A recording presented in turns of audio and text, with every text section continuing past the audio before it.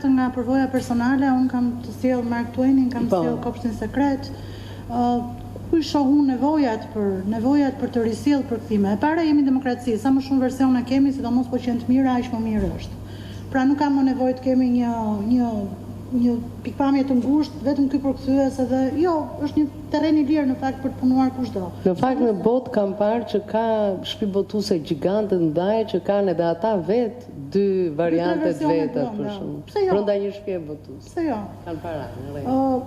E dyta, po ju sjell një rast të fundit nga Teatri Kombëtar, kur u vënë në skenë Citadoni, përkthimi Luarasit, i cili natyrisht është më i ri se sa i Nolit, dhe vetë aktorët në radhë të parë nuk arrinin të kuptonin fjalën mushica.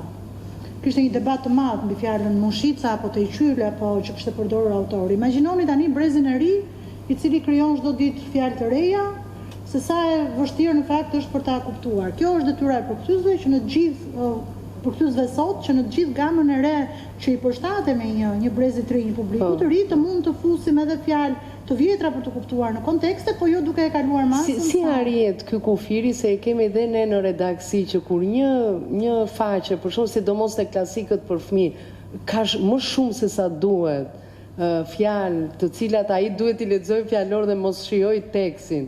Duhet të jetë gjithmonë një kufi, sepse njeriu do të eci, do ta lexojë, do të kënaqet. Do të përgjigjem me fjalët e ish pedagogut tim Sato Ktrova të regjisë, kur e pyet se si është puna e ritmit për të mbajtur në shfaqje, thoshte ajo është çështje veshi. Ti o lind me atë nuk ta mëson dot njëri, kështu që them që edhe ndjenja e masës, mendoj që është individuale që duhet të jetë e përkthyesit patjetër. Ne e dim që të gjithë që përkthimi ynë do të shkojë një target grupit caktuar për të lexuar. Dhe çështja është pra nga njëra anë të pasurohet fjalori, po jo të mbi ngarkohet që të humbet shija e të lexuarit.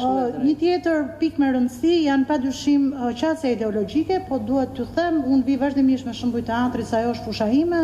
Arthur Miller, përkthimi që ne kemi i Shtrigave të Salemit, i mungon një nga aktet që është shumë i rëndësishëm, i Abigailës me Procterin, i cili ka qenë i prerë për shkak të ideologjisë. Kështu që një tjetër i përkthimi klasikëve vjen edhe nevoja e një qasje ideologjike.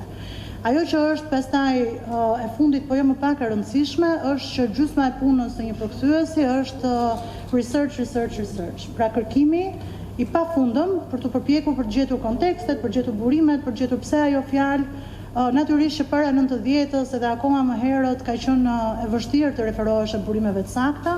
Sot përveç fjalorëve edhe përveç internetit që na ka hapur dyert gjithandej, fatmirësisht ekziston dhe një website që quhet Word Reference, ku është pika e fundit ku falen përkthyesit. Pse? Sepse janë komunitete të gjuhëve që ata i kanë native, që i kanë gjuhën e nënës, të cilët të ndihmojnë dhe me kontekste të caktuara, pa të cilët do të ishte ndonjëherë pamundur të shpjegoje koncepte të caktuara. Kështu që për mua sa më shumë aq më mirë. Faleminderit.